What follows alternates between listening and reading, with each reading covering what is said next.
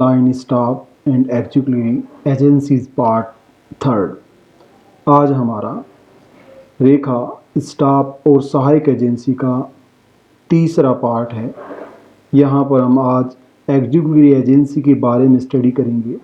सहायक अभिकरण क्या है, सहायक अभिकरण स्टाफ अभिकरण और लाइन अभिकरण के साथ किस तरह कनेक्ट है तथा लाइन एंड स्टाफ एजेंसी से वह किस तरह से डिफरेंट है। सहायक अभिकरण का शाब्दिक अर्थ क्या है, सहायक अभिकरण की विशेषताएं क्या हैं, इनके बारे में हम आज परिचर्चा करेंगे। Chief executive head of the administrative state, जैसा कि फॉर्मर 2 लेक्चर्स में भी आपको बताया गया, यह है कार्यकारी मुखिया जिसे प्रशासनिक प्रणाली अथवा संगठन का चीफ कहा जाता है, जो ट्रायंगल के टॉप पर होता है। इसे असिस्ट करने के लिए 3 तरह की हॉरिजेंटल लाइंस होती हैं, हॉरिजेंटल एजेंसीज होती हैं। इन एजेंसीज को लाइन एजेंसी के नाम से, स्टाफ एजेंसी के नाम से और एग्जीक्यूटिव एजेंसी और सहायक अभिकरण के नाम से जाना जाता है, जैसा कि पूर्व में भी आपको 2 व्याख्यानों में बताया गया। आज हम परिचर्चा करेंगे सहायक एजेंसी के बारे में। जैसा कि मैंने पूर्व में आपको बताया कि लाइन एजेंसी असिस्ट करती है चीफ एग्जीक्यूटिव को, फील्ड यूनिट होती है। Staff agency line agency and chief executive दोनों को असिस्ट करती है। उसका कार्य लाइन एजेंसी को एंड उसका कार्य चीफ एग्जीक्यूटिव और head of the administrative systems को सपोर्ट करना होता है। स्पेशलाइज्ड एडवाइस देनी होती है, रिसर्च, डेटा कलेक्शंस, जो भी स्पेशलाइज पर विशेषता का कार्य होता है, विशेषज्ञता का कार्य होता है, वहाँ पर स्टाफ एजेंसी के द्वारा सपोर्ट और असिस्ट एडवाइस किया जाता है। आज हम एग्जीक्यूटिव एजेंसी के बारे में देख रहे हैं, उसके बारे में परिचर्चा कर रहे हैं कि इसका क्या रोल है। यहाँ हम देखते हैं कि एग्जीक्यूटिव एजेंसी के द्वारा स्टाफ एजेंसी को हेल्प की जाती है, असिस्ट किया जाता है। देन लाइन एजेंसी को भी असिस्ट किया जाता है and then staff executive agency assist to the chief executive. यह तीनों को असिस्ट करती है। तीनों के लिए इंस्टीट्यूशनल सर्विस को प्रोवाइड करवाना सहायक एजेंसी का मुख्य ध्येय होता है।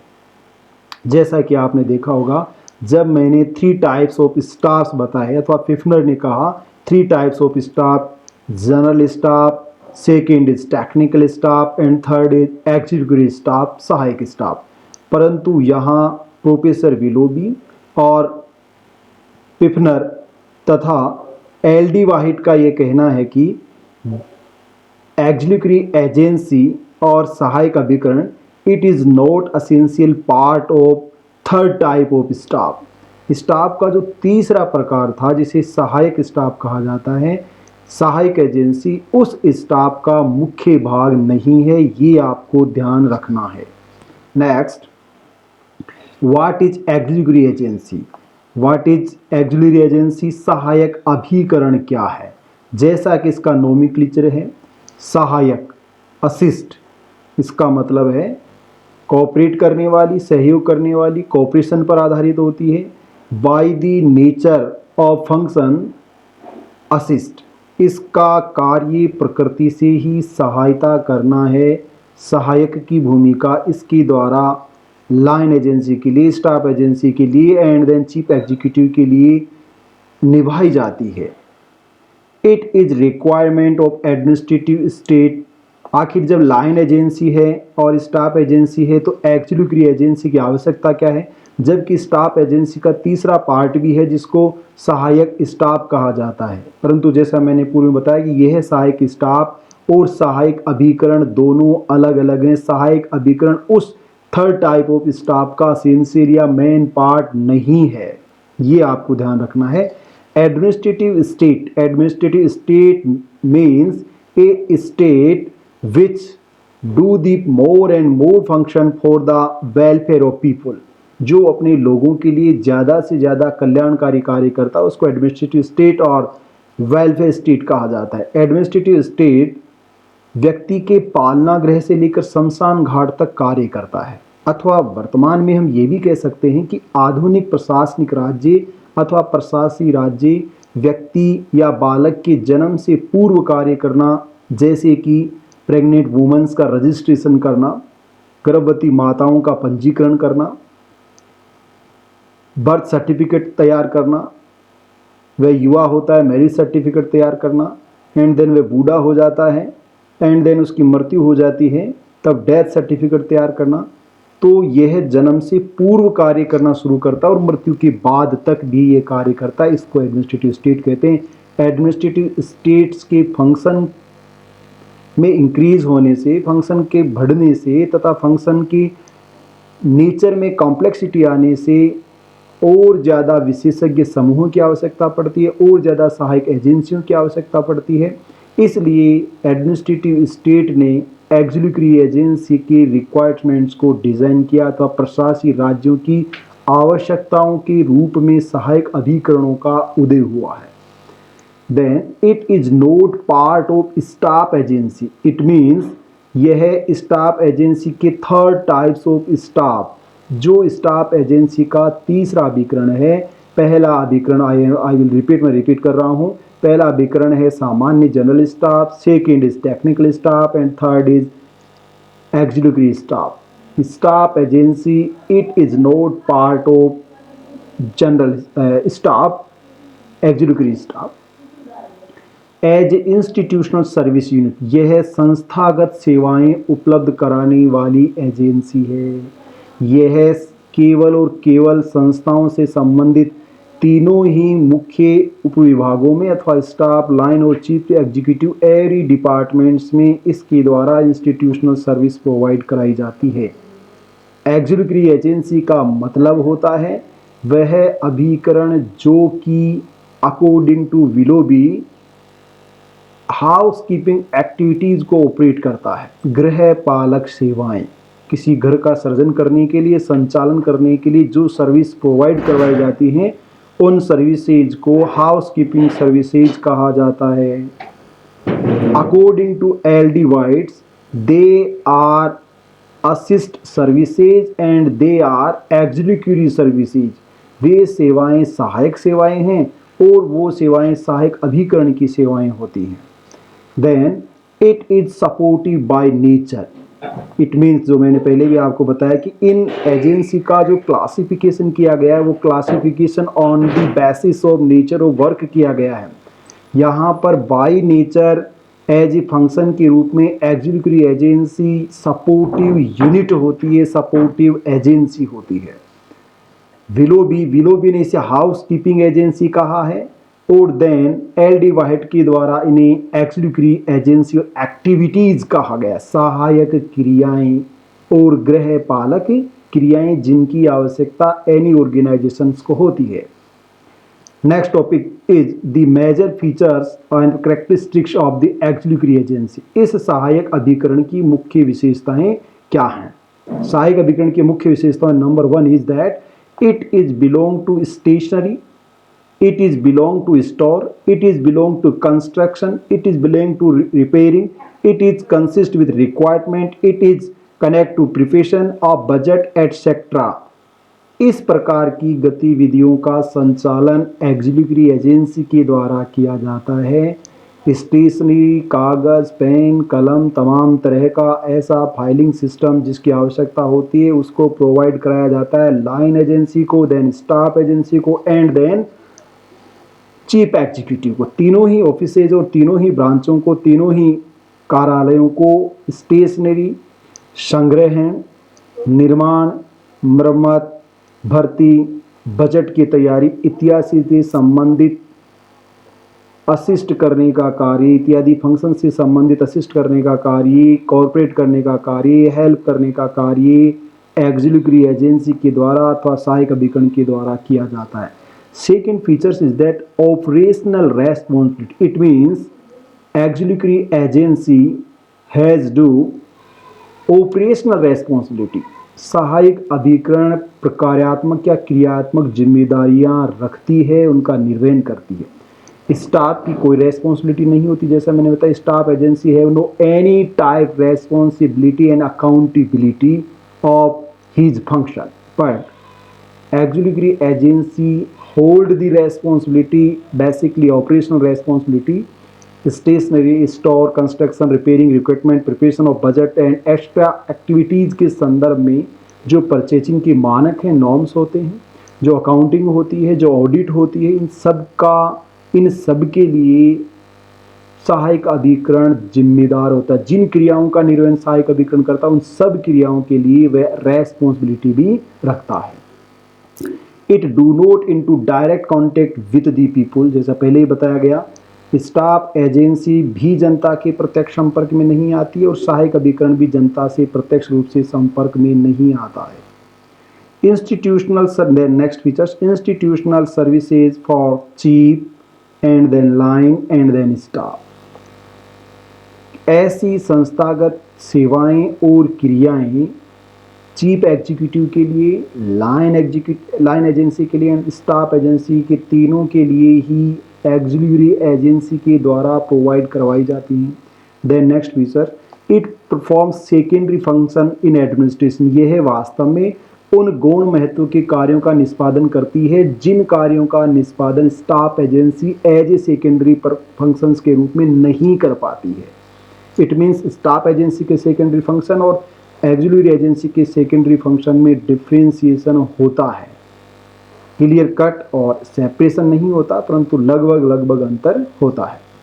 यूज ऑफ लिमिटेड अथॉरिटी, जहां स्टाफ एजेंसी किसी प्रकार की अथॉरिटी को उपयोग नहीं करती है, वहीं यहाँ पर सहायक अभिकरण एक सीमित अधिसत्ता का प्रयोग करती है जिन मामलों में वह ऑपरेशनल रेस्पॉन्सिबिलिटी रखती है। जैसा मैंने बताया कि यदि कोई इंस्टीट्यूशन और person and unit have not any authority then he will not afford any accountability.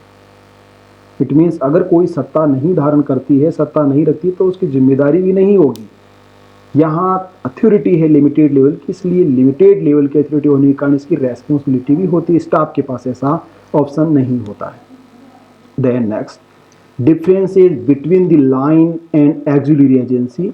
अंतर क्या है किसके बीच? लाइन एजेंसी के बीच एंड द सहायक अभिकरण के बीच। इन दोनों के बीच अंतर क्या है? दोनों के बीच अंतर, differences following are, number 1, line agency perform the primary function. लाइन एजेंसी के द्वारा प्राथमिक कार्य संपादित किए जाते हैं। It relates to institutional work, जबकि ये संस्थागत कार्यों का संचालन करती है। पहला अंतर। दूसरा अंतर, it belong to chain of command, ये आदेश की श्रृंखला में स्थित होती है, जबकि it stand out of hierarchy, जबकि इंस्टीट्यूशनल के अंतर्गत इंस्टीट्यूशनल सर्विसेज प्रोवाइड कराने वाले सहायक अभिकरण इस हायरार्की का अभिन्न हिस्सा नहीं होती है। Then third differences, line has hold the authority, ये है पूर्ण सत्ता का निर्वहन करती है, धारण करती है, परंतु सहायक अभिकरण केवल लिमिटेड अथॉरिटी को ही होल्ड करती है। Then it is decision making authority, ये पूर्ण रूप से निर्णय करने वाली अधिसत्ता होती है, परंतु यह लिमिटेड लेवल पर ही निर्णय करती है, जैसा कि केवल अपनी इंस्टीट्यूशनल एक्टिविटीज में डिसीजन टेकअप कर सकती है। Assist the chief executive, line agency केवल चीफ एग्जीक्यूटिव को असिस्ट करती है, स्टाफ एजेंसी को और एक्सिलरी एजेंसी को असिस्ट नहीं करती है, परंतु एक्सिलरी एजेंसी के द्वारा चीफ एग्जीक्यूटिव को 1 नंबर, 2 नंबर लाइन एजेंसी को and 3rd number staff agency, तीनों को ही असिस्ट किया जाता है। Then such as line agency के रूप में ऑलमोस्ट फील्ड वर्क करने वाले departments, public corporation and then regulatory authorities like IRDA and TRAI. Then PWD सार्वजनिक निर्माण विभाग, रिक्रूटमेंट करने वाले बोर्ड, एजेंसी, जो लॉ डिपार्टमेंट्स, अदर डिपार्टमेंट्स जो संस्थागत क्रियाओं के संचालन के लिए रूल मेकिंग का कार्य करते हैं, सर्विस प्रोवाइड का कार्य करते हैं, परचेजिंग का कार्य करते हैं, सब डिपार्टमेंट्स, एजेंसीज, बोर्ड्स और विभागों को एक्सिलरी एजेंसी के रूप में शामिल किया जाता है। Next, differences between the staff and the axillary agency. Staff अभिकरण के रूप में और एक्सिलरी एजेंसी के अंदर क्या अंतर होता है? दोनों में स्टाफ और सहायक अभिकरण के बीच क्या अंतर संबंध है? नंबर 1 इज स्टाफ और it is concern with secondary function, ये है दूसरे महत्व के कार्य करता है, जबकि ऐसे ही दूसरे महत्व के अथवा गौण महत्व के कार्य करने वाली क्रियाओं को जो सहायक अभिकरण करता है उन्हें हाउस कीपिंग फंक्शंस कहा जाता है, गृहपालक कार्य कहा जाता है। It is belong to housekeeping functions. Next difference है staff have do not hold the power. Staff agency कोई शक्ति धारित नहीं करती है, शक्ति का धारण नहीं करती है, अथॉरिटी नहीं रखती है। It has hold the limited authority, परंतु सहायक अभिकरण सीमित अधिसत्ता को धारण करने वाला अभिकरण है।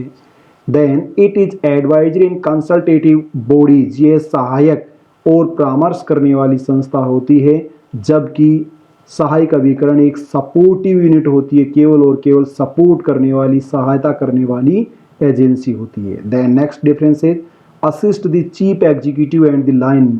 स्टाफ के द्वारा चीफ एग्जीक्यूटिव को और लाइन एजेंसी को असिस्ट किया जाता है, परंतु सहायक अभिकरण के द्वारा तीनों को असिस्ट किया जाता है। चीफ एग्जीक्यूटिव को भी असिस्ट किया जाता है, लाइन को भी असिस्ट किया जाता है, एंड देन स्टाफ को भी असिस्ट किया जाता है।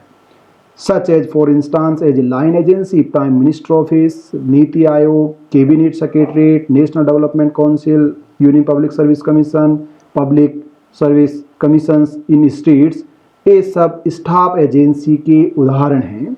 जबकि PWD, recruitment boards, agencies, law department and others institutions example of executive agency. यहाँ ये जरूर आपको ध्यान रखना है कि ऐसा जैसा मैंने कई बार व्याख्यान की पृष्ठभूमि और बैकग्राउंड में बताया कि line, staff and executive agency का क्लियर कट डिफरेंशिएशन और सेपरेशन बेसिकली मिलिट्री एडमिनिस्ट्रेशन में ऑलमोस्ट दिखाई देता है, परंतु ऐसे अन्य संगठनों में और सिविल संगठनों में इन तीनों ही एजेंसी के द्वारा एक दूसरे के कार्यों को पैरेलल और इंटरचेंजेबल रूप से ऑपरेट किया जाता है। इसलिए आप देख सकते हैं कि यूनियन पब्लिक सर्विस कमीशन अथवा other state public service commission recruitment का जो कार्य करता है, यह कार्य स्टाफ एजेंसी के एज स्टाफ एजेंसी भी उसको इंक्लूड किया जाता है और एज ए एग्जीक्यूटिव एजेंसी भी इसको इंक्लूड किया जाता है। इसका मतलब वन कार्य operate by the two agency, एक ही कार्य है जो दो एजेंसियों के द्वारा किया जाता है। एसएनए और सिविल प्रशासन में इन तीनों के बीच स्पष्ट रूप से विभाजन बहुत कम दिखाई देता है, इसलिए हमें ये संदेह हो सकता है, डाउट हो सकती है और हम भ्रमित हो सकते हैं कि कौन सा कार्य लाइन एजेंसी का है, कौन सा कार्य स्टाफ एजेंसी का और कौन सा कार्य एग्जीक्यूटिव एजेंसी का है। लगभग इनके कार्यों में डिफ्रेंसिएशन किया गया है, परंतु फिर भी एक ही कार्य तीनों एजेंसियों के द्वारा भी ऑपरेट किया जा सकता है। इसलिए आपको आशंकित होने की, भ्रमित होने की आवश्यकता नहीं है। मोटे रूप से या जनरल सामान्य रूप से रेखा के द्वारा या पंक्ति या सूत्र के द्वारा, स्टाफ अभिकरण के द्वारा और सहायक अभिकरण के द्वारा एक दूसरे से मिलजुल कर कार्य किए जाते हैं। इसलिए तीनों में सेपरेशन और चेक एंड बैलेंस की थ्योरी अप्लाई नहीं की गई है, अपितु वो तीनों एक दूसरे की पूरक की भूमिका में कार्यों का संपादन और निष्पादन करती हैं। ये आपको ध्यान रखना है। और इसी के साथ स्टाफ, लाइन और एग्जीक्यूटिव एजेंसी का टॉपिक कंप्लीट हो चुका है। आप सबको मेरी तरफ से बहुत बहुत धन्यवाद। Thank you.